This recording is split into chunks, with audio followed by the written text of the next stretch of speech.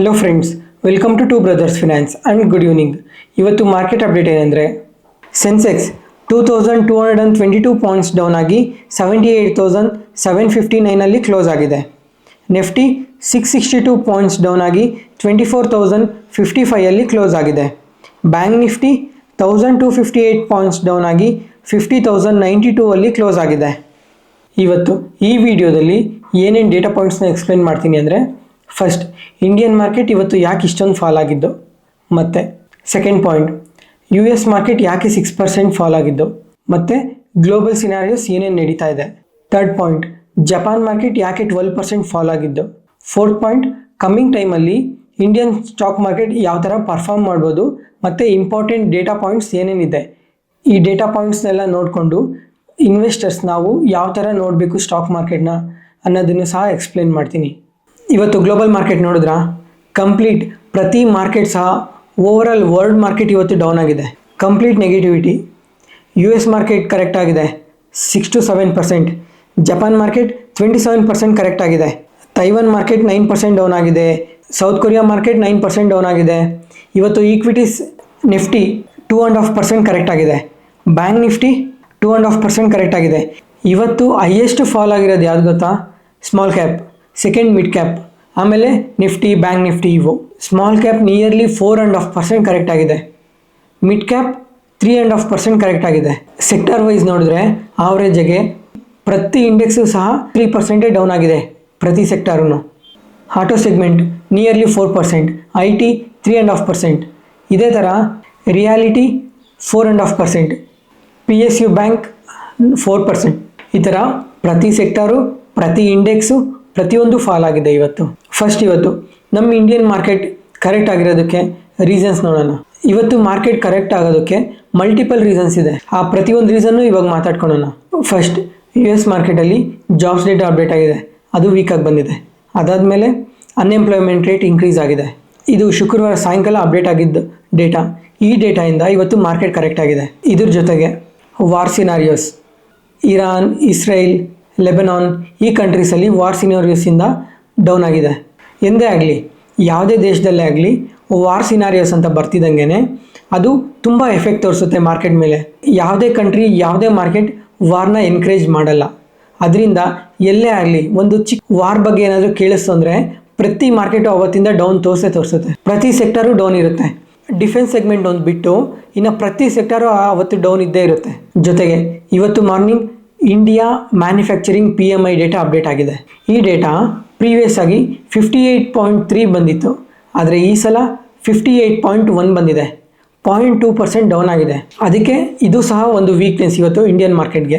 ಇದ್ರ ಜೊತೆಗೆ ಪ್ರತಿಯೊಂದು ಮೀಡಿಯಾ ಪ್ಲ್ಯಾಟ್ಫಾರ್ಮಲ್ಲಿ ಮತ್ತು ಸೋಷಿಯಲ್ ಮೀಡಿಯಾ ಪ್ಲ್ಯಾಟ್ಫಾರ್ಮಲ್ಲಿ ನಾವು ನೋಡ್ತಾನೆ ಬಂದಿದ್ದೀವಿ, ಇಂಡಿಯನ್ ಮಾರ್ಕೆಟ್ ಓವರ್ ವ್ಯಾಲ್ಯೂಷನಲ್ಲಿದೆ ಅಂತ. ಯಾಕಂದರೆ 1 ಇಯರಲ್ಲಿ ಅಂದರೆ ಲಾಸ್ಟ್ ಜುಲೈಯಿಂದ ಈ ಜುಲೈವರೆಗೂ ಮಾರ್ಕೆಟ್ ಎಷ್ಟು ಬೆಳೆದಿರ್ಬೋದು ಹೇಳಿ. ಸ್ಮಾಲ್ ಕ್ಯಾಪ್ ಆದರೆ ಓವರಾಲ್ ಸ್ಮಾಲ್ ಕ್ಯಾಪ್ 57% ಗ್ರೋ ಆಗಿದೆ ಒಂದೇ ವರ್ಷದಲ್ಲಿ. ಜೊತೆಗೆ ಮಿಡ್ ಕ್ಯಾಪ್ 47% ಗ್ರೋ ಆಗಿದೆ. ನಿಫ್ಟಿ ಆದರೆ 26% ಗ್ರೋ ಆಗಿದೆ. ಅಂದರೆ ಲಾಸ್ಟ್ ಇಯರ್ ಜುಲೈಯಲ್ಲಿ 18,000, 19,000, 20,000 ಇದ್ದಿದ್ದು ಮಾರ್ಕೆಟು ಇವತ್ತು ಒಂದೇ ವರ್ಷದಲ್ಲಿ 25,000 ರೀಚ್ ಆಗಿದೆ. 26% ಗ್ರೋ ಆಗಿದೆ ಒಂದೇ ವರ್ಷದಲ್ಲಿ. ಅದಕ್ಕೋಸ್ಕರ ಓವರ್ ವ್ಯಾಲ್ಯೂಷನಲ್ಲಿದೆ ಅಂತಾರೆ. ಈ ಎಂದೇ ಆಗಲಿ ಓವರ್ ವ್ಯಾಲ್ಯೂಷನಲ್ಲಿದ್ದಾಗ ಏನಾದರೂ ಇಂಥ ಚಿಕ್ಕ ಕರೆಕ್ಷನ್ ಬರ್ತಿದ್ದಂಗೆ ಯಾವ ಸೆಕ್ಟರ್ ತುಂಬ ಗ್ರೋ ಆಗಿರ್ತದೋ ಆ ಸೆಕ್ಟರಲ್ಲಿ ತುಂಬ ಜಾಸ್ತಿ ಫಾಲ್ ನೋಡ್ತೀವಿ. ಇವಾಗ ಎಕ್ಸಾಂಪಲ್ ನೋಡಿಕೊಂಡ್ರೆ ಸ್ಮಾಲ್ ಕ್ಯಾಪ್ ಒಂದೇ ವರ್ಷದಲ್ಲಿ 57% ಗ್ರೋ ಆಗಿದೆ ಅಲ್ಲ, ಅದಕ್ಕೋಸ್ಕರ ಇವತ್ತು ಇಷ್ಟೊಂದು ಕರೆಕ್ಟ್ ಆಗಿರೋದು. ನಿಯರ್ಲಿ 5%, 4.5% ಕರೆಕ್ಟ್ ಆಗಿದೆ ಸ್ಮಾಲ್ ಕ್ಯಾಪ್. ಜೊತೆಗೆ ಎಂದೇ ಆಗಲಿ ಈ ಥರ ಸ್ವಲ್ಪ ನೆಗೆಟಿವಿಟಿ ಬಂದ್ರೂ ಮಾರ್ಕೆಟಲ್ಲಿ ಓವರ್ ವ್ಯಾಲ್ಯೂಷನಲ್ಲಿದೆ ಅಂದ್ಬಿಟ್ಟು ಪ್ರತಿಯೊಬ್ಬರು ಸೆಲ್ ಆಫ್ ಮಾಡೋಕ್ಕೆ ನೋಡ್ತಾರೆ. ಸೆಲ್ ಆಫ್ ಮಾಡಿ ಪ್ರಾಫಿಟ್ ಬುಕ್ ಆಗುತ್ತೆ.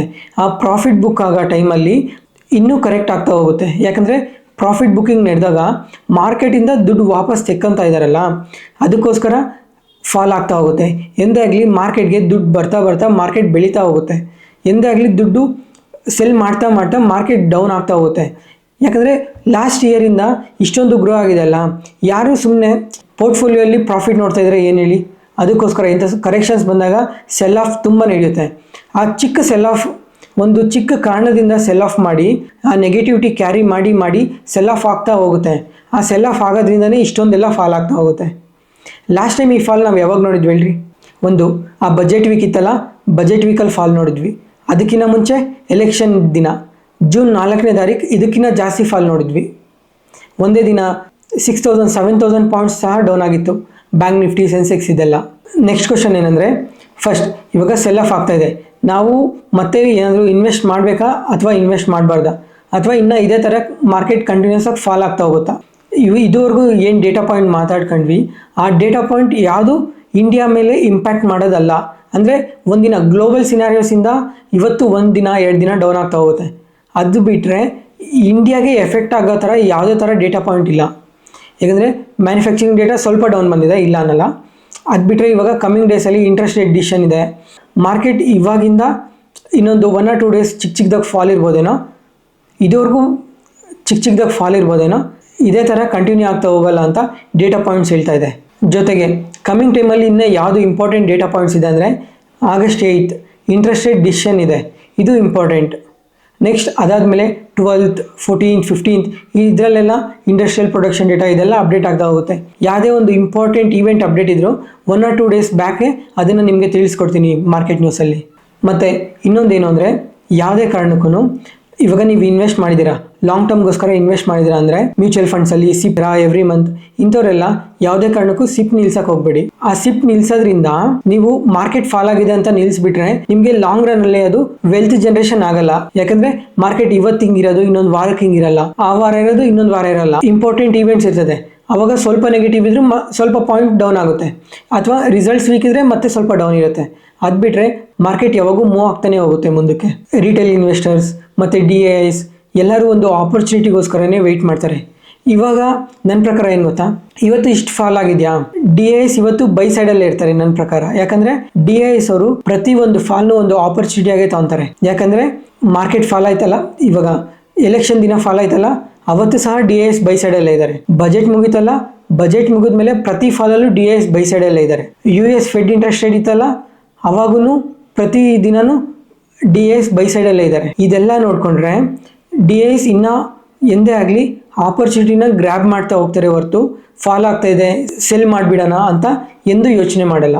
ಇದ್ರ ಜೊತೆಗೆ ಮಾರ್ಕೆಟ್ ನೋಡ್ತಾ ಇದ್ದೀರಾ, ಇವಾಗ ಟ್ಯಾಕ್ಸಸ್ ಎಲ್ಲ ಎಷ್ಟು ಇನ್ಕ್ರೀಸ್ ಆಗ್ತಾ ಇದೆ. ಎಂದಾದರೂ ಪೋರ್ಟ್ಫೋಲಿಯೋ ಆಗಲಿ ಪೊಸಿಷನ್ಸ್ ಆಗಲಿ ಎಕ್ಸಿಟ್ ಆದಮೇಲೆ ಒಂದು ಸಲ ನಿಮ್ಮ ಟ್ಯಾಕ್ಸಸ್ ನೋಡಿ ಎಷ್ಟು ಕಟ್ ಆಗ್ತಾ ಇದೆ ಅಂತ. CGST, SGST, IGST, stamp duty, STT tax, ಈ ಟ್ಯಾಕ್ಸಸ್ ಎಲ್ಲ ತುಂಬ ಜಾಸ್ತಿ ಆಗ್ತಾಯಿದೆ. ಅದಕ್ಕೋಸ್ಕರ ನಿಮ್ಮ ಪ್ರಾಫಿಟ್ಸ್ ಏನಾದರೂ ಬುಕ್ ಮಾಡಿದಾಗ ಒಂದು ಸಲ ಚೆಕ್ ಮಾಡ್ಕೊಳ್ಳಿ, ಎಷ್ಟು ನೀವು ಪ್ರಾಫಿಟ್ ಬುಕ್ ಮಾಡ್ತಾಯಿದ್ದೀರಾ, ಆದರೆ ಆ್ಯಕ್ಚುಲಾಗೆ ಅಮೌಂಟ್ ನಿಮ್ಮ ಡಿಮ್ಯಾಟ್ ಅಕೌಂಟಿಗೆ ಬಂದಿರೋದು ಎಷ್ಟು ಅಂತ. ಫಾರ್ ಎಕ್ಸಾಂಪಲ್ ಒಂದು 2,000 or 3,000 ನೀವು ಪೊಸಿಷನ್ನ ಎಕ್ಸಿಟ್ ಆಗಿ ನೀವು ಪ್ರಾಫಿಟ್ ಬುಕ್ ಮಾಡಿದ್ದೀರಾ ಅಂತಂದರೆ ಅದರಲ್ಲಿ ಈ ಚಾರ್ಜಸ್ ಎಲ್ಲ ಕಟ್ಟಾಗಿ ನಿಮಗೆ ಒಂದು 500 or 600 ಮಾತ್ರನೇ ಬರ್ತಾ ಇರೋದು. ಅದಕ್ಕೋಸ್ಕರ ಒಂದ್ಸಲ ಎಂದೇ ಆಗಲಿ ನಿಮ್ಮ ಪೊಸಿಷನ್ಸ್ ಎಕ್ಸಿಟ್ ಆದಮೇಲೆ ಇವನ್ನೆಲ್ಲ ಚೆಕ್ ಮಾಡಿ ನೋಡಿ. ಇದುವರೆಗೂ ಡೇಟಾ ಪಾಯಿಂಟ್ಸ್ ಮಾತಾಡ್ಕೊಂಡ್ವಲ್ಲ, ಈ ಡೇಟಾ ಪಾಯಿಂಟ್ಸ್ ಎಲ್ಲ ಮುಗ್ದೋಗಿರೋ ಡೇಟಾ. ಅಂದರೆ ಶುಕ್ರವಾರ ಬಂದಿದ್ದ ಅಪ್ಡೇಟು, ಗುರುವಾರ ಬಂದಿದ್ದ ಅಪ್ಡೇಟು, ಅದಕ್ಕೆ ಶುಕ್ರವಾರ ಬಂದಿರೋ ಅಪ್ಡೇಟ್ಗೆ ಇವತ್ತು ಮಾರ್ಕೆಟ್ ಫಾಲ್ ಆಗಿದೆ. ಈ ಫಾಲ್ ಇವತ್ತಿಂದ ನಾಳೆ ಒಂಚೂರು ಕರೆಕ್ಟ್ ಆದರೆ ಆಗ್ಬೋದು. ಇಲ್ಲ ಡೇಟಾ ಪಾಯಿಂಟ್ಸ್ ಏನಾದರೂ ಎಲ್ಲ ನಾರ್ಮಲ್ ಆಗಿ ಎಲ್ಲ ಕ್ಲಿಯರ್ ಆಗಿದ್ದರೆ ಮತ್ತೆ ನಾಳೆ ಸಹ ಪಾಸಿಟಿವ್ ಆಗಿ ಓಪನ್ ಆಗುತ್ತೆ, ಪಾಸಿಟಿವ್ ಆಗಿ ಮೂವ್ ಆಗುತ್ತೆ. ಅದಕ್ಕೋಸ್ಕರ ಇಲ್ಲಿವರೆಗೂ ನೋಡಿದ್ರಲ್ಲ, ಈ ವಿಡಿಯೋ ಇಷ್ಟ ಆದರೆ ನಿಮ್ಮ ಫ್ರೆಂಡ್ಸ್ ಆ್ಯಂಡ್ ಫ್ಯಾಮಿಲಿಗೆ ಶೇರ್ ಮಾಡಿ. ಇನ್ನು ನಿಮ್ಮ ಫ್ರೆಂಡ್ಸಲ್ಲಿ ಯಾರಾದರೂ ಸ್ಟಾಕ್ ಮಾರ್ಕೆಟ್ ಬಗ್ಗೆ ಇಂಟ್ರೆಸ್ಟ್ ಇರೋರು ಅವ್ರಿಗೂ ಸಹ ಶೇರ್ ಮಾಡಿ. ಈ ಇನ್ಫಾರ್ಮೇಷನ್ ಎಲ್ಲ ಯೂಸ್ಫುಲ್ ಆಗುತ್ತೆ. 3 ಡೇಸಿಂದ US ಮಾರ್ಕೆಟ್ ಕರೆಕ್ಟ್ ಆಗ್ತಾನೇ ಇದೆ. ಟೋಟಲ್ 6 to 7% ಡೌನ್ ಆಗಿದೆ ಇವಾಗ ಪೀಕ್ಸಿಂದ. First point, July 31st US fed interest rate decision ಇತ್ತು. ಆ ಇಂಟ್ರೆಸ್ಟ್ ರೇಟ್ ಡಿಸಿಷನ್ನಲ್ಲಿ ಪಾಸಿಟಿವ್ ಆಗಿ ಔಟ್ಕಮ್ ಆಯಿತು. ಏನು ಅಂದರೆ ಕಮ್ಮಿಂಗ್ ಟೈಮಲ್ಲಿ ಅಂದರೆ ಸೆಪ್ಟೆಂಬರಲ್ಲಿ ರೇಟ್ ಕಟ್ ಇರುತ್ತೆ ಅಂತ. ಅದರಿಂದ August 1st ಮಾರ್ಕೆಟ್ ಪಾಸಿಟಿವ್ ಆಗಿ ಮೂವ್ ಆಯಿತು ಇದರಿಂದ. ಆದರೆ August 1st ಈವ್ನಿಂಗ್ ಒಂದು US ಇಂಪಾರ್ಟೆಂಟ್ ಡೇಟಾ ಅಪ್ಡೇಟ್ ಆಯಿತು, ಅದೇ US ಮ್ಯಾನುಫ್ಯಾಕ್ಚರಿಂಗ್ ಡೇಟಾ. ಈ ಡೇಟಾ ಎಂದೇ ಆಗಲಿ 49 ಅಥವಾ 50 ಎಬೋ 50 ಇದ್ದರೆ ಪಾಸಿಟಿವ್ ಆಗಿ ತೊಗೊತಾ ಇತ್ತು ಮಾರ್ಕೆಟ್. ಆದರೆ ಇದು 46 ಬಂದಿದೆ. 46 ಅಂದರೆ ಅದು ಮಾರ್ಕೆಟ್ಗೆ ತುಂಬ ನೆಗೆಟಿವ್ ಇದು ಮ್ಯಾನುಫ್ಯಾಕ್ಚರಿಂಗ್ ಡೇಟಾ. ಮತ್ತು ಅವತ್ತೇ ಇನ್ನೊಂದು ಡೇಟಾನು ಅಪ್ಡೇಟ್ ಆಯಿತು, US jobless claim data update ಆಯಿತು. ಇದು ಪ್ರೀವಿಯಸ್ ಆಗಿ 235K ಬಂದಿತ್ತು, ಆದರೆ ಈ ಸಲ 249K. ಜಾಬ್ಲೆಸ್ ಕ್ಲೈಮ್ ಡೇಟಾ ಜಾಸ್ತಿ ಆಗ್ತಾ ಹೋದಂಗೆ ಮಾರ್ಕೆಟ್ಗೆ ತುಂಬ ನೆಗೆಟಿವ್. ಯಾಕಂದರೆ ಜಾಬ್ಲೆಸ್ ಕ್ಲೈಮ್ ಡೇಟಾ ಅಂದರೆ ಫಸ್ಟ್ ಜಾಬ್ ಕಳ್ಕೊಂಡು ಗೌರ್ಮೆಂಟ್ ಹತ್ರ ಏನಾದರೂ ಫಿನಾನ್ಷಿಯಲಾಗಿ ಸಪೋರ್ಟ್ ಕೇಳೋದು. ಅಂದರೆ ಒಂದು ಕಂಟ್ರಿಯಲ್ಲಿ ಜಾಬ್ ಕಳ್ಕೊಂಡು ಈ ಥರ ಫಿನಾನ್ಷಿಯಲ್ ಸಪೋರ್ಟ್ ಕೇಳ್ತಾ ಇದ್ರೆ ಅದು ಕಂಟ್ರಿಗೆ ಆಗಲಿ GDPಗೆ ಆಗಲಿ ಕಂಪ್ಲೀಟ್ಲಿ ನೆಗೆಟಿವ್. ಅಂಥದ್ರಲ್ಲಿ ಇದು ತುಂಬ ಜಾಸ್ತಿ ಆಗಿದೆ, ಅದಕ್ಕೋಸ್ಕರ ಇದು ಮಾರ್ಕೆಟ್ಗೆ ನೆಗೆಟಿವ್. ಇದ್ರ ಜೊತೆಗೆ ಬಿಗ್ ಕಂಪ್ನೀಸ್, US ಅಲ್ಲಿ ಬಿಗ್ ಕಂಪ್ನೀಸ್ ನೆಗೆಟಿವ್ ರಿಸಲ್ಟ್ನ ಪೋಸ್ಟ್ ಮಾಡಿದೆ. ಇಂಟೆಲ್ 28% ಕರೆಕ್ಟ್ ಆಗಿದೆ ರಿಸಲ್ಟ್ ಪೋಸ್ಟ್ ಆದಮೇಲೆ. ಜೊತೆಗೆ ಜಾಬ್ ಕಟ್ ಸಹ ಅನೌನ್ಸ್ ಮಾಡಿದ್ದಾರೆ, ನಿಯರ್ಲಿ 15,000 ಜಾಬ್ ಕಟ್ನ ಅನೌನ್ಸ್ ಮಾಡಿದ್ದಾರೆ. ಇದ್ರ ಜೊತೆಗೆ ಅಮೆಜಾನ್ 8%, ನಿಯರ್ಲಿ ಇಂಟರ್ಡೇ ಸೆಷನಲ್ಲಿ 10% ಕರೆಕ್ಟ್ ಆಗಿದೆ. ಇದೇ ಥರ ತುಂಬ ಕಂಪ್ನೀಸ್ ನೆಗೆಟಿವ್ ರಿಸಲ್ಟ್ನ ಪೋಸ್ಟ್ ಮಾಡ್ತಾ ಇದೆ US ಅಲ್ಲಿ, ಇದು ಒಂದು ನೆಗೆಟಿವ್.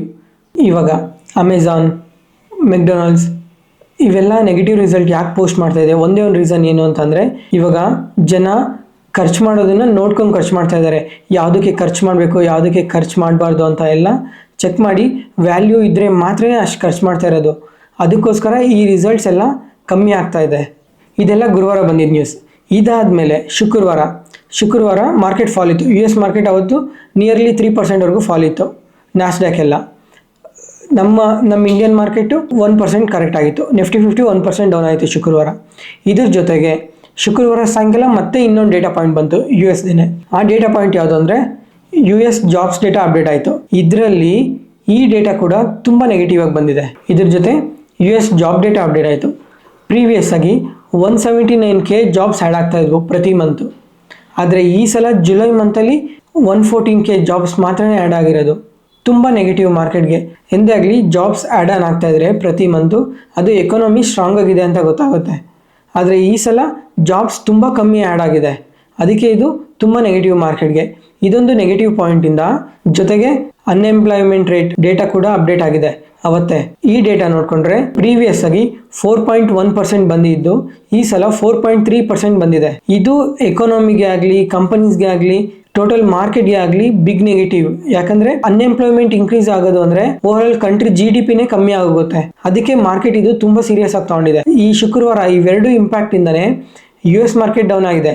ಇವತ್ತು ಅದು ಇಂಡಿಯನ್ ಮಾರ್ಕೆಟ್ ಮೇಲೂ ತೋರಿಸಿದೆ. ಅದಕ್ಕೆ ಇವತ್ತು ಇಂಡಿಯನ್ ಮಾರ್ಕೆಟ್ ಈ ತರ ಇಷ್ಟೊಂದು ಫಾಲ್ ಆಗಿರೋದು. ಇದು ಕೋವಿಡ್ ಟೈಮಲ್ಲಿ ಎಷ್ಟು ಅನ್ಎಂಪ್ಲಾಯ್ಮೆಂಟ್ ಇತ್ತೋ ಈ ಚಾರ್ಟ್ ನೋಡಿ.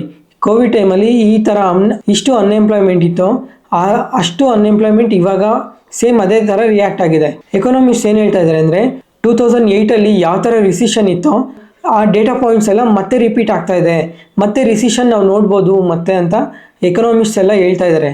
ಈ 4 ಡೇಟಾ ಪಾಯಿಂಟ್ಸ್ ಇದೆಲ್ಲ, ಈ 4 ಡೇಟಾ ಪಾಯಿಂಟ್ಸಿಂದನೇ ಮಾರ್ಕೆಟ್ ಇಷ್ಟೊಂದು ಕರೆಕ್ಟ್ ಆಗ್ತಾ ಇರೋದು. ಇದೆಲ್ಲ ನಡೆದೋಗಿರೋದು. ಅಂದರೆ ಇದು ಗುರುವಾರ ಅಪ್ಡೇಟ್ ಬಂದಿದ್ದು, ಶುಕ್ರವಾರ ಅಪ್ಡೇಟ್ ಬಂದಿದ್ದು, ಅದಕ್ಕೆ ಇವತ್ತು ಮಂಡೇ ಇಂಪ್ಯಾಕ್ಟ್ ತೋರಿಸ್ತಾ ಇದೆ. ನೆಕ್ಸ್ಟ್ ಇದೇ ಥರ ಇರುತ್ತಾ ಇಲ್ವಾ ಅನ್ನೋದನ್ನು ನೋಡಬೇಕು. ಮಾರ್ಕೆಟಲ್ಲಿ ಇನ್ನೊಂದು ಏನು ವೆಯ್ಟ್ ಮಾಡ್ತಾ ಇದ್ದಾರೆ ಅಂದರೆ US ಅಲ್ಲಿ ಫೆಡ್ ಇಂಟ್ರೆಸ್ಟ್ ರೇಟ್ ಡಿಸಿಷನ್ ಏನಾಗುತ್ತೆ ಅಂತ. ಮೊನ್ನೆ ಅಪ್ಡೇಟ್ ಮಾಡ್ದಂಗೆ ಇಂಟ್ರೆಸ್ಟ್ ರೇಟ್ ಇರುತ್ತೆ, ಅದು ಗ್ಯಾರಂಟಿ. ಅದು 25 ಬೇಸಿಸ್ ಪಾಯಿಂಟ್ ಕಟ್ ಆಗುತ್ತಾ ಅಥವಾ 50 ಬೇಸಿಸ್ ಪಾಯಿಂಟ್ ಕಟ್ ಆಗುತ್ತಾ ಅಂತ. ಇದರಲ್ಲಿ 25 ಬೇಸಿಸ್ ಪಾಯಿಂಟ್ ಏನಾದರೂ ಕಟ್ ಆದರೆ ಮಾರ್ಕೆಟಲ್ಲಿ 25 ಬೇಸಿಸ್ ಪಾಯಿಂಟ್ ಕಟ್ ಮಾಡಿದ್ರೆ ಮಾರ್ಕೆಟ್ ಅಷ್ಟು ಇಂಪ್ಯಾಕ್ಟ್ ಇರಲ್ಲ, ನೆಗೆಟಿವಲ್ಲೇ ಇರುತ್ತೆ. ಯಾಕಂದರೆ ಎಕ್ಸ್ಪೆಕ್ಟೆಡ್ 25 ಪಾಯಿಂಟ್ಸ್ ಅನ್ನೋದು ತುಂಬ ಕಮ್ಮಿ. ಯಾಕಂದರೆ ಇಷ್ಟೆಲ್ಲ ಗ್ಲೋಬಲ್ ಸಿನಾರಿಯೋಸ್ ಇದ್ದಾಗ, ಇಷ್ಟೆಲ್ಲ ಪಾಯಿಂಟ್ಸ್ ಇದ್ದಾಗ ಜಸ್ಟ್ 25 ಪಾಯಿಂಟ್ಸ್ ಏನಾದರೂ ಕಟ್ ಮಾಡಿದ್ರೆ ಇದು ಅಷ್ಟು ವ್ಯಾಲ್ಯೂ ಇರಲ್ಲ. ಜೊತೆಗೆ ಅಥವಾ 50 ಪಾಯಿಂಟ್ಸ್ ಏನಾದರೂ 50 ಬೇಸಿಸ್ ಪಾಯಿಂಟ್ಸ್ ಏನಾದರೂ ಇಂಟ್ರೆಸ್ಟ್ ರೇಟ್ ಕಟ್ ಮಾಡಿದ್ರೆ ಮಾರ್ಕೆಟ್ ಇದು ತುಂಬ ಪಾಸಿಟಿವ್ ಆಗಿ ತೊಗೊಂತಿದೆ. ತುಂಬ ಪಾಸಿಟಿವ್ ಆಗಿ ತೊಗೊಂಡು ಒಳ್ಳೆ ಗ್ರೋತ್ ಸಹ ನೋಡ್ಬೋದು ಮುಂದೆ. ಈ 25 ಪಾಯಿಂಟ್ಸು 50 ಪಾಯಿಂಟ್ಸು ಇದೆಲ್ಲ ಕಟ್ ಮಾಡೋದಕ್ಕೂ ಮುಂಚೆ US ಅಲ್ಲಿ ಒಂದು ಕನ್ಸಿಡರ್ ಮಾಡ್ತಾರೆ. ಮತ್ತು ಈ ಆಗಸ್ಟ್ ಮಂತ್ ಡೇಟಾ ಅಂದರೆ ಈ complete manufacturing data, jobless claim data, unemployment data, GDP ಇವನ್ನೆಲ್ಲ ನೋಡಿ ಚೆಕ್ ಮಾಡಿ ಆಗಸ್ಟ್ ಮಂತಲ್ಲಿ ಏನಾದರೂ ತುಂಬ ಗ್ರೋತ್ ಆಗಬಾರ್ದು. ಹಾಗಂದರೆ ತುಂಬ ಇದಕ್ಕಿಂತ ಕಮ್ಮಿ ಡೇಟಾನೂ ಬರಬಾರ್ದು. ನಾರ್ಮಲಾಗಿ ಇನ್ನೊಂದು ಚೂರು ಪಾಸಿಟಿವ್ ಡೇಟಾ ಏನಾದರೂ ಬಂತು ಅಂದರೆ 50 ಅದ್ರ ಜೊತೆ 50 ಬೇಸಿಸ್ ಪಾಯಿಂಟ್ ಏನಾದರೂ ಇಂಟ್ರೆಸ್ಟ್ ರೇಟ್ ಕಟ್ ಆಯಿತು ಅಂದರೆ US ಮಾರ್ಕೆಟ್ ಇನ್ನೂ ಚೆನ್ನಾಗಿ ಗ್ರೋ ಆಗುತ್ತೆ ಇವಾಗಿಂದ. ಈ ಇಂಟ್ರೆಸ್ಟ್ ರೇಟಿಂದ ಏನು ಉಪಯೋಗ ಅಂತಂದರೆ ಫಸ್ಟ್ ಇದಕ್ಕೆಲ್ಲ ಇನ್ಫ್ಲೇಷನ್ ಕಾರಣ. ಇನ್ಫ್ಲೇಷನ್ ಅಂದರೆ ಏನು? ಇನ್ಫ್ಲೇಷನ್ ಅಂದರೆ ಒಂದು ಸಿಂಪಲಾಗಿ ಒಂದು ಎಕ್ಸಾಂಪಲ್ ಹೇಳ್ತೀನಿ ನೋಡಿ. ಇವಾಗ ನಾನು ಜಾಬ್ ಜಾಯ್ನ್ ಆದೆ. ನಾನು ಜಾಬ್ ಮಾಡೋದ್ರಿಂದ ನನಗೆ ಇನ್ಕಮ್ ಜನ್ರೇಟ್ ಆಗುತ್ತೆ. ಆ ಇನ್ಕಮಲ್ಲಿ ನಾನು ಸ್ಪೆಂಡ್ ಮಾಡ್ತೀನಿ. ಸ್ಪೆಂಡ್ ಮಾಡಿದ್ರೆ ಎಕನಾಮಿ ಗ್ರೋ ಆಗುತ್ತೆ, GDP ಗ್ರೋ ಆಗುತ್ತೆ. GDP ಗ್ರೋ ಆದರೆ ಇಂಟ್ರೆಸ್ಟ್ ರೇಟಲ್ಲಿ ತುಂಬ ಇನ್ಕ್ರೀಸ್ ಮಾಡೋದು ಡಿಕ್ರೀಸ್ ಮಾಡೋದು ಇರಲ್ಲ. ಸ್ಟೇಬಲ್ ಇಂಟ್ರೆಸ್ಟ್ ರೇಟ್ ಇರುತ್ತೆ. ಸ್ಟೇಬಲ್ ಇಂಟ್ರೆಸ್ಟ್ ರೇಟ್ ಇದ್ದಾಗ ಮಾರ್ಕೆಟ್ಗೆ ಇದು ಒಳ್ಳೆಯದು. ಮಾರ್ಕೆಟ್ಗೆ, ಎಕಾನಮಿಗೆ, ಕಂಪ್ಲೀಟ್ ಕಂಟ್ರಿಗೆ ಇಂಟ್ರೆಸ್ಟ್ ರೇಟ್ ಸ್ಟೇಬಲ್ ಇದ್ದಾಗ ಇದು ಪಾಸಿಟಿವ್ ಆಗಿರುತ್ತೆ. ಅಥವಾ ಒಂದು ಕಂಟ್ರಿಯಲ್ಲಿ ಇಂಟ್ರೆಸ್ಟ್ ರೇಟ್ ಕಮ್ಮಿ ಇದ್ರೆ ಏನಾಗುತ್ತಂದ್ರೆ, ಇಂಟ್ರೆಸ್ಟ್ ರೇಟ್ ಕಮ್ಮಿ ಇದ್ರೆ ದೊಡ್ಡ ಕಂಪನಿಗಳೆಲ್ಲ ಲೋನ್ ತಗೊಳುತ್ತೆ. ಲೋನ್ ತಗೊಂಡಾಗ ಅದನ್ನ ಬಿಸ್ನೆಸ್ಗೆ ಇನ್ವೆಸ್ಟ್ ಮಾಡ್ತಾರೆ. ಬಿಸ್ನೆಸ್ಗೆ ಇನ್ವೆಸ್ಟ್ ಮಾಡಿ ಪ್ರಾಫಿಟ್ನ ಜನರೇಟ್ ಮಾಡ್ತಾರೆ. ಬಂದಿರೋ ಪ್ರಾಫಿಟ್ ಅಲ್ಲಿ ಹೊಸ ಎಂಪ್ಲಾಯೀಸ್ನ ಆ್ಯಡ್ ಮಾಡ್ತಾರೆ ಅಥವಾ ಸ್ಯಾಲ್ರಿ ಹೈಕ್ ಆಗುತ್ತೆ. ಹೈಕ್ ಆದಾಗ ಏನಾಗುತ್ತೆ, ಮತ್ತೆ ಜನ ಸ್ಪೆಂಡ್ ಮಾಡ್ತಾರೆ. ಸ್ಯಾಲ್ರಿ ಜಾಸ್ತಿ ಆದರೆ ಸ್ಪೆಂಡ್ ಮಾಡ್ತಾರೆ. ಸ್ಪೆಂಡ್ ಮಾಡಿದ್ರೆ ಎಕಾನಮಿ ಗ್ರೋ ಆಗುತ್ತೆ, GDP ಗ್ರೋ ಆಗುತ್ತೆ. ಇದು ಕಂಪ್ಲೀಟ್ ಒಂದು ಸೈಕಲ್. ಎಲ್ಲ ಇಂಟ್ರೆಸ್ಟ್ ರೇಟ್ ಮೇಲೆ ಡಿಪೆಂಡ್ ಇರುತ್ತೆ. ಇಂಟ್ರೆಸ್ಟ್ ರೇಟ್ ಕಟ್ ಆಗೋದ್ರಲ್ಲಿ ಅದಕ್ಕೆ ಇಷ್ಟೊಂದು ಪಾಸಿಟಿವ್ ಇದೆ. ನೋಡಬೇಕು ಸೆಪ್ಟೆಂಬರಲ್ಲಿ ಯಾವ ಥರ ಡೇಟಾ ಪಾಯಿಂಟ್ಸ್ ಎಲ್ಲ ಕನ್ಸಿಡರ್ ಮಾಡಿಕೊಂಡು ಇಂಟ್ರೆಸ್ಟ್ ರೇಟ್ ಎಷ್ಟು ಕಟ್ ಮಾಡ್ತಾರೆ ಅಂತ. ಜೊತೆಗೆ ಇನ್ನೊಂದು, ಇವಾಗ ಎಲ್ಲಿ ನೋಡಿದ್ರು ಕೇಳ್ತಾ ಇರೋದು US ರೆಸಿಷನ್ ಇದೆ, ರೆಸಿಷನ್ ಆಗ್ತಾ ಇದೆ ಅಂತ. ಸೋಷಿಯಲ್ ಮೀಡಿಯಾ ಪ್ಲಾಟ್ಫಾರ್ಮ್ಸ್ ಅಲ್ಲಿ ಇಲ್ಲ ಬೇರೆ ಬೇರೆ ವೆಬ್ಸೈಟ್ಸ್ ಎಲ್ಲ US ಅಲ್ಲಿ ರೆಸಿಷನ್ ಇದೆ ಅಂತ ಮೊನ್ನೆ 2-3 ಡೇಸ್ ಇಂದ ಹೇಳ್ತಾನೆ ಇದ್ದಾರೆ. ಫಸ್ಟ್ ಈ ರೆಸಿಷನ್ ಆಗುತ್ತಾ ಇಲ್ವಾ, ಹಾಗಂಗಿದ್ರೆ ಚಾನ್ಸಸ್ ಏನೇನಿದೆ ಅದನ್ನ ನೋಡೋಣ. ಒಂದು, ರೆಸಿಷನ್ ನ ಯಾವ ತರ ಐಡೆಂಟಿಫೈ ಮಾಡ್ತಾರೆ ಅಂದ್ರೆ, 1 year ಅಲ್ಲಿ 4 ಕ್ವಾರ್ಟರ್ಸ್ ಇರುತ್ತೆ. 4 ಕ್ವಾರ್ಟರ್ಸ್ ಅಲ್ಲಿ GDP ಗ್ರೋತ್ ಯಾವ ತರ ಇರುತ್ತೆ ಅನ್ನೋದ್ರ ಮೇಲೆ ರೆಸಿಷನ್ ಬರುತ್ತಾ ಇಲ್ವಾ ಅಂತ ಗೊತ್ತಾಗುತ್ತೆ. GDP ಗ್ರೋತ್ ಏನಾದರೂ ಕಮ್ಮಿ ಆಗ್ತಾ ಇದ್ರೆ ಇಯರ್ ಆನ್ ಇಯರ್ ಅಲ್ಲಿ, ಒಂದೇ ಇಯರ್ ಅಲ್ಲಿ 2 times ಏನಾದರೂ GDP ಗ್ರೋತ್ ಕಮ್ಮಿ ಬಂದ್ರೆ ಆ ಕಂಟ್ರಿ ರಿಸಿಷನ್ ಅಲ್ಲಿ ಇದೆ ಅಂತ ಗೊತ್ತಾಗುತ್ತೆ ಈಸಿಯಾಗಿ. ಜೊತೆಗೆ ಗೋಲ್ಡ್ಮನ್ ಸ್ಯಾಕ್ಸ್ ಇವರು ಇನ್ವೆಸ್ಟ್ಮೆಂಟ್ ಬ್ಯಾಂಕರ್, ಪ್ರಪಂಚಕ್ಕೆ ದೊಡ್ಡ ಇನ್ವೆಸ್ಟ್ಮೆಂಟ್ ಬ್ಯಾಂಕರ್. ಇವರು ಕಮ್ಮಿಂಗ್ ಟೈಮಲ್ಲಿ ರಿಸಿಷನ್ ಬರುತ್ತೆ ಅಂತ ಹೇಳ್ತಾ ಇದ್ದಾರೆ. ಅಂದರೆ 6 months ಅಥವಾ 1 year ಆದಮೇಲೆ US ಅಲ್ಲಿ ರಿಸಿಷನ್ ಬರುತ್ತೆ ಅಂತಲೇ ಹೇಳ್ತಾ ಇದ್ದಾರೆ. ನೋಡಬೇಕು ಮತ್ತೆ ಯಾವ ಥರ ಇರುತ್ತೆ ಅಂತ. ಈ ಪಾಯಿಂಟ್ ಆದಮೇಲೆ ನೆಕ್ಸ್ಟ್ ಡೇಟಾ ಪಾಯಿಂಟ್ ಏನಂದರೆ, 1984 ಅಲ್ಲಿ ಮಾರ್ಕೆಟ್ ಶುರು ಆದಾಗ 1984 ಇಂದ 1990ಗೆ 10,000 ಅಲ್ಲಿ ಇದ್ದಿದ್ದ ಮಾರ್ಕೆಟು 38,000 ರೀಚ್ ಆಗಿದೆ ಇನ್ ಸ್ಪ್ಯಾನ್ ಆಫ್ ಬರೀ 6 years ಅಲ್ಲಿ. ಅದಕ್ಕೋಸ್ಕರ ಇಲ್ಲಿ ರೀಚ್ ಆಗಿದ್ದ ಹೈಸಿಂದ ಮಾರ್ಕೆಟ್ ಕಂಟಿನ್ಯೂಸ್ ಆಗಿ ಡೌನ್ ಆಗಿ 2010 ಅಲ್ಲಿ 8,000 ರೀಚ್ ಆಗಿದೆ. ಅಲ್ಲಿಂದ ಮತ್ತೆ ರಿವರ್ಸಲ್ ತಗೊಂಡು 2024ಗೆ 38,000 ರೀಚ್ ಆಗಿರೋದು ಈ ಲೆವೆಲ್ಲು. ಅಂದರೆ 35 years ಕನ್ಸಾಲ್ಟೇಷನ್ ಅಲ್ಲೇ ಇದೆ. ಈ ಕನ್ಸಲ್ಟೇಷನ್ ಇಂದನೇ ಇಷ್ಟು. ಇದರಿಂದ ಮೊನ್ನೆ ಒಂದು 15 days back bank of Japan ಅವರು ಇಂಟ್ರೆಸ್ಟ್ ರೇಟ್ನ ಜಾಸ್ತಿ ಮಾಡಿದ್ದಾರೆ. ಜಾಸ್ತಿ ಮಾಡಿದಾಗ ಫಸ್ಟ್ ಇವಾಗ ಜಪಾನ್ ಮಾರ್ಕೆಟಲ್ಲಿ ಕನ್ಸಲ್ಟೇಷನ್ ಇದ್ದಿದ್ದಕ್ಕೆ ಜಪಾನಲ್ಲಿ ಇನ್ವೆಸ್ಟ್ ಮಾಡೋರು ಕರೆನ್ಸಿ ಸಹ ವೀಕ್ ಆಗ್ತಾ ಇದ್ದಿದ್ದಕ್ಕೆ ಅಲ್ಲಿಂದ ಬೇರೆ ಮಾರ್ಕೆಟ್ಗೆ ಇನ್ವೆಸ್ಟ್ ಮಾಡಿದ್ದಾರೆ. ಅಂದರೆ US ಮಾರ್ಕೆಟ್ಗೆ ಇನ್ವೆಸ್ಟ್ ಮಾಡಿದ್ದಾರೆ. ಆವಾಗ US ಮಾರ್ಕೆಟಲ್ಲಿ ಇವಾಗ ಡಾಲರ್ಸ್ ಅನ್ನೋದು ಬೆಳೀತಾ ಹೋಗುತ್ತೆ. ಇದು ಫಸ್ಟ್ ಸಿನಾರಿಯೋ. ಜಪಾನ್ ಮಾರ್ಕೆಟ್ ಬಗ್ಗೆ ಇವಾಗ ಗೊತ್ತಾಯಿತು. ನೆಕ್ಸ್ಟ್ ಇದಾದಮೇಲೆ ಜಪಾನ್ ಮಾರ್ಕೆಟಿಂದ US ಗೆ ಏನು ಎಫೆಕ್ಟ್ ಅಂದರೆ, ಒಂದು ಮಾರ್ಕೆಟ್ ಕನ್ಸಾಲ್ಟೇಷನ್ ಇದೆ, ಕರೆನ್ಸಿ ವೀಕ್ ಆಗ್ತಾ ಇದೆ. ಅದಕ್ಕೋಸ್ಕರ ಜಪಾನ್ ಮಾರ್ಕೆಟಿಂದ US ಗೆ ಇನ್ವೆಸ್ಟ್ ಮಾಡೋದು ಶುರು ಮಾಡಿದ್ರು. ಯಾಕೆಂದರೆ ಕರೆನ್ಸಿ ವೀಕ್ ಆಗ್ತಾ ಇದೆ. ಇಲ್ಲಿ ಜಪಾನಲ್ಲಿ ಲೋನ್ಸ್ ತೊಗೊತಾ ಇದ್ದಾರೆ. ಲೋನ್ಸ್ ತಗೊಂಡು ಅದನ್ನು US ಗೆ ಇನ್ವೆಸ್ಟ್ ಮಾಡ್ತಾ ಇದ್ದಾರೆ. ಟೋಟಲ್ ಆಗಿ ಟಾಪ್ ಕಂಟ್ರೀಸ್ಗೆ ಜಪಾನಿಂದ ಇನ್ವೆಸ್ಟ್ಮೆಂಟ್ ಹೋಗಿರೋದು ಎಷ್ಟು ಗೊತ್ತಾ? $4.4 trillion. ಮಿಲಿಯನ್ ಅಲ್ಲ, ಬಿಲಿಯನ್ ಅಲ್ಲ, ಟ್ರಿಲಿಯನ್ಸ್ ಅಲ್ಲಿ ಇನ್ವೆಸ್ಟ್ ಮಾಡಿದ್ದಾರೆ. US ಗೆ ಹೈಯೆಸ್ಟ್ ಮಾಡಿದ್ದಾರೆ. ಅದು ಬಿಟ್ಟರೆ ಜರ್ಮನಿಗೆ ಮಾಡಿದ್ದಾರೆ. ಇಂಡಿಯಾಗೂ ಸ್ವಲ್ಪ ಅಲೋಕೇಶನ್ ಇದೆ. ಜಸ್ಟ್ ಇಂಡಿಯಾದಲ್ಲಿ 2 lakh crore ಇನ್ವೆಸ್ಟ್ ಮಾಡಿದ್ದಾರೆ. ಇನ್ನು ಮಿಕ್ಕಿದೆಲ್ಲ ಜಾಸ್ತಿ ಇರೋದಂದರೆ US ಅಲ್ಲೇ ಇನ್ವೆಸ್ಟ್ ಮಾಡಿರೋದು. ಅದಕ್ಕೋಸ್ಕರ ಯಾವಾಗ ಬ್ಯಾಂಕ್ ಆಫ್ ಜಪಾನ್ ಅವರು ಇಂಟ್ರೆಸ್ಟ್ನ ಜಾಸ್ತಿ ಮಾಡ್ತಾರೋ ಆವಾಗ ಎನ್ ಕರೆನ್ಸಿ ಸ್ಟ್ರಾಂಗ್ ಆಗ್ತಾ ಹೋಗುತ್ತೆ. ಸ್ಟ್ರಾಂಗ್ ಆಗ್ತಿದ್ದಂಗೆ ಎನ್ ಕರೆನ್ಸಿ ಯಾವಾಗ ಸ್ಟ್ರಾಂಗ್ ಆಗುತ್ತೋ ಆವಾಗ US ಮಾರ್ಕೆಟಲ್ಲಿ ಯಾರು ಇನ್ವೆಸ್ಟ್ ಮಾಡಿರೋ ಅದನ್ನೆಲ್ಲ US ಮಾರ್ಕೆಟಲ್ಲಿ ಸೆಲ್ ಆಫ್ ಮಾಡ್ತಾರೆ.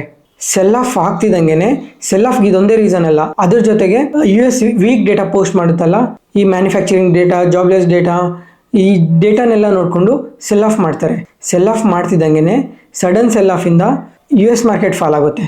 ಅದ್ರ ಜೊತೆಗೆ ಇಲ್ಲಿ ಕರೆನ್ಸಿ ಸ್ಟ್ರೆಂಥನ್ ಆಗಿದೆ ಅಲ್ಲ, ಸ್ಟ್ರೆಂಥನ್ ಆಗ್ತಿದ್ದಂಗೆ ಇಲ್ಲಿ ಇನ್ನೊಂದು ಪಾಯಿಂಟ್ ಏನು ಅಂದರೆ, ಯಾರು ಅವ್ರ ಸರ್ವಿಸ್ನ ಎಕ್ಸ್ಪೋರ್ಟ್ ಮಾಡಿ ಡಾಲರ್ಸಲ್ಲಿ ಅರ್ನ್ ಮಾಡ್ತಾರೋ ಅವ್ರಿಗೆ ಇದು ನೆಗೆಟಿವ್ ಆಗುತ್ತೆ. ಯಾಕಂದರೆ ಎನ್ ಅನ್ನೋದು ಎನ್ ಸ್ಟ್ರಾಂಗ್ ಆಗ್ತಾ ಹೋದಂಗೆ ಡಾಲರ್ಸಲ್ಲಿ ಅರ್ನ್ ಮಾಡೋರಿಗೆ ನೆಗೆಟಿವ್ ಆಗ್ತಾ ಹೋಗುತ್ತೆ. ಎಕ್ಸಾಂಪಲ್ ಇವಾಗ ಹೆಂಗೆ ಅಂದರೆ, ನಮ್ಮ ಇಂಡಿಯಾದಲ್ಲಿ ಫಾರ್ಮಾ ಸೆಕ್ಟರ್ಸ್, IT ಸೆಕ್ಟರ್ಸ್ ಎಲ್ಲ ಹೆಂಗೆ ಅಂದರೆ, ಇಲ್ಲಿ ವರ್ಕ್ ಮಾಡ್ತಾರೆ, ವರ್ಕ್ ಮಾಡಿ ಸರ್ವಿಸಸ್ನ ಎಕ್ಸ್ಪೋರ್ಟ್ ಮಾಡ್ತಾರೆ US ಗೆ, ಎಲ್ಲ ಈ ದೇಶಕ್ಕೆಲ್ಲ ಎಕ್ಸ್ಪೋರ್ಟ್ ಮಾಡ್ತಾರೆ. ಅವಾಗ ಅವರು ರಿಟರ್ನಾಗೆ ಡಾಲರ್ಸಲ್ಲಿ ಅರ್ನ್ ಮಾಡ್ತಾರೆ. ಡಾಲರ್ಸಲ್ಲಿ ಅರ್ನ್ ಮಾಡಿದಾಗ ತುಂಬ ಪ್ರಾಫಿಟಬಲ್ ಆಗಿರುತ್ತೆ. $1ಗೆ 84 rupees ಇರುತ್ತಲ್ಲ, ಅದಕ್ಕೋಸ್ಕರ ಇದು ಪಾಸಿಟಿವ್ ಆಗುತ್ತೆ. ಸೇಮ್ ಸಿನಾರಿಯೋ ಜಪಾನಲ್ಲಿ ಸಹ ಇದೇ ಆಗಿದೆ. ಇದ್ರ ಜೊತೆಗೆ ಮತ್ತೆ ಇನ್ನೊಂದೇನು ಅಂದರೆ, 35 yearsಯಿಂದ ಮಾರ್ಕೆಟ್ ಕನ್ಸಾಲ್ಟೇಷನಲ್ಲಿ ಇತ್ತಲ್ಲ, ಅದು ಮತ್ತೆ ಪೀಕ್ ಸ್ಟ್ರೆಚ್ ಆಗಿದೆ. 2010ನಲ್ಲಿ 8,000 ಇದ್ದಿದ್ದು ಮಾರ್ಕೆಟು 2024ಗೆ ಮತ್ತೆ 38,000 ರೀಚ್ ಆಗಿದೆ. ಮತ್ತೆ ಎಲ್ಲಿ ಸೆಲ್ ಆಫ್ ಆಗುತ್ತೋ, ಮತ್ತೆ ಎಲ್ಲಿ ಮಾರ್ಕೆಟ್ ಫಾಲ್ ಆಗುತ್ತೋ, ಇನ್ನು ಎಷ್ಟು ಫಾಲ್ ಆಗೋಗುತ್ತೋ ಅಂತ ನೆಗೆಟಿವ್ ಸೆಂಟಿಮೆಂಟಿಂದ ಮಾರ್ಕೆಟಲ್ಲಿ ಸೆಲ್ ಆಫ್ ನಡೆದಿದೆ. ಆ ಸೆಲ್ ಆಫ್ ನಡೆದಿದ್ದಕ್ಕೆ ಒಂದೇ ವಾರದಲ್ಲಿ ಜಪಾನ್ ಮಾರ್ಕೆಟ್ ಒಂದೇ ವಾರದಲ್ಲೇ 23% ಡೌನ್ ಆಗೋಗಿದೆ. ಈ ಎಲ್ಲ ನೆಗೆಟಿವ್ ಸೆಂಟಿಮೆಂಟಲ್ಲಿ ಮಾರ್ಕೆಟ್ ಈ ಕಂಪನೀಸಲ್ಲಿ ಸೆಲ್ ಆಫ್ ನಡೆದಿದೆ. ಯಾಕಂದರೆ ಎನ್ ಕರೆನ್ಸಿ ಸ್ಟ್ರಾಂಗ್ ಆಗ್ತಾ ಇರೋದಕ್ಕೆ ಈ ಕಂಪನೀಸಲ್ಲಿ ಸೆಲ್ ಆಫ್ ನಡೆದು ಅದಕ್ಕೆ ಓವರ್ ಆಲ್ ಮಾರ್ಕೆಟ್ ರಿಯಾಕ್ಟ್ ಆಗಿ, ಯಾಕಂದರೆ 38,000 39,000 ಅನ್ನೋದು ಪೀಕ್, ಮತ್ತೆ ಪೀಕ್ಸಲ್ಲಿ ಅದು ಸಸ್ಟೈನ್ ಆಗಿಲ್ಲ, ಮತ್ತೆ ಫಾಲ್ ಆಗ್ತಾ ಇದೆ ಅಂತ ಒಂದು ರೀಸನ್ ಮೇಲೆ ಕಂಪ್ಲೀಟ್ ಎಲ್ಲ ಫಾಲ್ ಆಗಿ ರಿಸಲ್ಟ್ ಅಪ್ಡೇಟ್. ಇದು camps computer age management service. ಇದೊಂದು ಇಂಟ್ರೆಸ್ಟಿಂಗ್ ಕಂಪನಿ. ಈ ಕಂಪ್ನಿ ಬಿಸ್ನೆಸ್ ನೋಡಿಕೊಂಡ್ರೆ ಮ್ಯೂಚುವಲ್ ಫಂಡ್ ಇಂಡಸ್ಟ್ರೀಸ್ಗೆ ಪ್ಲ್ಯಾಟ್ಫಾರ್ಮ್ ಮತ್ತು ಸರ್ವಿಸ್ ಪಾರ್ಟ್ನರ್. 68% ಮಾರ್ಕೆಟ್ ಶೇರ್ ಇದೆ ಮ್ಯೂಚುವಲ್ ಫಂಡ್ ಇಂಡಸ್ಟ್ರಿಯಲ್ಲೇ. ಮತ್ತು ಕ್ಯಾಮ್ಸ್ಕ್ರಾ ಇದರಲ್ಲಿ KYC ಸರ್ವಿಸ್ನ ಕೊಡ್ತಾರೆ. Banks, NBFC, insurance, fintech, brokerage, wallet and payment banks ಇಷ್ಟು ಸೆಕ್ಟಾರ್ಗೆ KYC ಕೊಡ್ತಾರೆ. ಈ ಕಂಪ್ನಿ ಇನ್ನೂ ಹಲವಾರು ಸರ್ವಿಸಸ್ನ ಕೊಡುತ್ತೆ. ಈ ಕಂಪ್ನಿಯಲ್ಲಿ FIIs 56% ಹೋಲ್ಡಿಂಗ್ ಇದೆ, DIS 19%, ಪಬ್ಲಿಕ್ 24% ಹೋಲ್ಡ್ ಮಾಡ್ತಾಯಿದ್ದಾರೆ. ಈ ಕಂಪ್ನಿ ರಿಸಲ್ಟ್ಸ್ ನೋಡಿಕೊಂಡ್ರೆ year on year sales 27% grow ಆಗಿದೆ, EBITDA 36%, net profit 41%, EPS 41% grow ಆಗಿದೆ. ಓವರ್ ಆಲ್ ಪಾಸಿಟಿವ್ ರಿಸಲ್ಟ್ನ ಪೋಸ್ಟ್ ಮಾಡಿದ್ದಾರೆ ಇಯರ್ ಆನ್ ಇಯರ್ ಮತ್ತು ಕ್ವಾರ್ಟರಲ್ಲಿ ಎರಡು. ಜೊತೆಗೆ ಇಯರ್ ಆನ್ ಇಯರಲ್ಲಿ ಮಾರ್ಜಿನ್ ಸಹ ಇಂಪ್ರೂವ್ ಆಗಿದೆ. ಟೈಟಾನ್ ಅಂದಿದ ತಕ್ಷಣ ಎಲ್ಲರಿಗೂ ನೆನಪು ಬರೋದು ವಾಚ್ ಬ್ರ್ಯಾಂಡ್ ಅಂತ. ಆದರೆ ವಾಚಿಂದ ಬರೋದು ಜಸ್ಟ್ 7% ರೆವೆನ್ಯೂ ಮಾತ್ರ. ಈ ಕಂಪ್ನಿಗೆ ಇನ್ನೊಂದು ಬಿಸ್ನೆಸ್ ಇದೆ, ಅದೇ ಜ್ಯುವೆಲರಿ ಬಿಸ್ನೆಸ್. ಇದರಿಂದ 90% ರೆವೆನ್ಯೂ ಬರುತ್ತೆ. ಜ್ಯುವೆಲರಿ ಬಿಸ್ನೆಸ್ಸಲ್ಲಿ ಫೇಮಸ್ ಬ್ರ್ಯಾಂಡ್ ಇದೆ ಒಂದು, ಅದೇ ತನಿಷ್ಕ್. ಮತ್ತು ಇನ್ನೂ ಹಲ್ವಾರು ಸೆಗ್ಮೆಂಟಲ್ಲಿ ವರ್ಕ್ ಮಾಡ್ತಾರೆ ಈ ಕಂಪ್ನಿ ರಿಸಲ್ಟ್ ನೋಡಿಕೊಂಡ್ರೆ year on year sales 12% grow ಆಗಿದೆ, ನೆಟ್ ಪ್ರಾಫಿಟ್ 5% ಡೌನ್ ಆಗಿದೆ. ಆದರೆ ಕ್ವಾರ್ಟರಲ್ಲಿ ಸೇಲ್ಸ್ ಇಂಪ್ರೂವ್ ಆಗಿದೆ. ಓವರ್ ಆಲ್ ನ್ಯೂಟ್ರಲ್ ರಿಸಲ್ಟ್ನ ಪೋಸ್ಟ್ ಮಾಡಿದ್ದಾರೆ. CDSL central depository service limited. ಇದೊಂದು ಡೆಪಾಸಿಟ್ರಿ. ಈ CDSL ಏನು ಮಾಡುತ್ತೆ ಅಂದರೆ ನಮ್ಮ ಡಿಮ್ಯಾಟಲ್ಲಿ ನಡೆಯೋ ಪ್ರತಿ ಫಿಸಿಕಲ್ ಟ್ರಾನ್ಸಾಕ್ಷನ್ಸ್ನ ಎಲೆಕ್ಟ್ರಾನಿಕ್ ಫಾರ್ಮಲ್ಲಿ ಸ್ಟೋರ್ ಮಾಡುತ್ತೆ. ಈ ಕಂಪ್ನಿ ರಿಸಲ್ಟ್ಸ್ ನೋಡಿಕೊಂಡ್ರೆ year on year sales 72% grow ಆಗಿದೆ, ನೆಟ್ ಪ್ರಾಫಿಟ್ 82% ಗ್ರೋ ಆಗಿದೆ. Over all year on year ಮತ್ತು ಕ್ವಾರ್ಟರಲ್ಲಿ ಗುಡ್ ರಿಸಲ್ಟ್ನ ಪೋಸ್ಟ್ ಮಾಡಿದೆ. ನಾಳೆ ನೋಡಬೇಕು ಇದು ಯಾವ ಥರ ಪರ್ಫಾರ್ಮ್ ಮಾಡುತ್ತೆ ಅಂತ. ನಾರಾಯಣ ಹೃದಯಾಲಯ ಇದೊಂದು ಹೆಲ್ತ್ ಕೇರ್ ಸರ್ವಿಸ್ನ ಪ್ರೊವೈಡ್ ಮಾಡೋ ಕಂಪ್ನಿ. ಈ ಕಂಪ್ನಿ ರಿಸಲ್ಟ್ಸ್ ನೋಡಿಕೊಂಡ್ರೆ year on year sales 9% grow ಆಗಿದೆ, ನೆಟ್ ಪ್ರಾಫಿಟ್ 9% ಗ್ರೋ ಆಗಿದೆ. ಓವರ್ ಆಲ್ ಇಯರ್ ಆನ್ ಇಯರಲ್ಲಿ ಮತ್ತು ಕ್ವಾರ್ಟರಲ್ಲಿ ಗುಡ್ ರಿಸಲ್ಟ್ನ ಪೋಸ್ಟ್ ಮಾಡಿದೆ. SBI ಬ್ಯಾಂಕ್ ಇದು ಇಂಡಿಯಾಸ್ ಲಾರ್ಜೆಸ್ಟ್ PSU ಬ್ಯಾಂಕ್. ಈ ಬ್ಯಾಂಕ್ ನೆಟ್ವರ್ಕ್ ನೋಡಿಕೊಂಡ್ರೆ 22,219 ಬ್ರಾಂಚಸ್ ಇದೆ, 62,617 ATMs ಇದೆ ಇಂಡಿಯಾದಲ್ಲಿ. ಈ ಬ್ಯಾಂಕ್ ರಿಸಲ್ಟ್ ನೋಡಿಕೊಂಡ್ರೆ year on year sales 17% grow ಆಗಿದೆ, ನೆಟ್ ಪ್ರಾಫಿಟ್ 4% ಗ್ರೋ ಆಗಿದೆ. ಆದರೆ ಕ್ವಾರ್ಟರಲ್ಲಿ ಸೇಲ್ಸ್ ಇನ್ಕ್ರೀಸ್ ಆಗಿದೆ, ಪ್ರಾಫಿಟ್ ಸ್ವಲ್ಪ ಡೌನ್ ಆಗಿದೆ. Amar Raja energy and mobility ಈ ಕಂಪ್ನಿ ಲಾರ್ಜೆಸ್ಟ್ ಬ್ಯಾಟ್ರಿ ಮ್ಯಾನುಫ್ಯಾಕ್ಚರರ್. ಈ ಕಂಪ್ನಿ ಇಂಡಸ್ಟ್ರೀಸ್ ಮತ್ತು ಆಟೋಮೋಟಿವ್ ಕಂಪನೀಸ್ಗೆ ಸಪ್ಲೈ ಮಾಡುತ್ತೆ.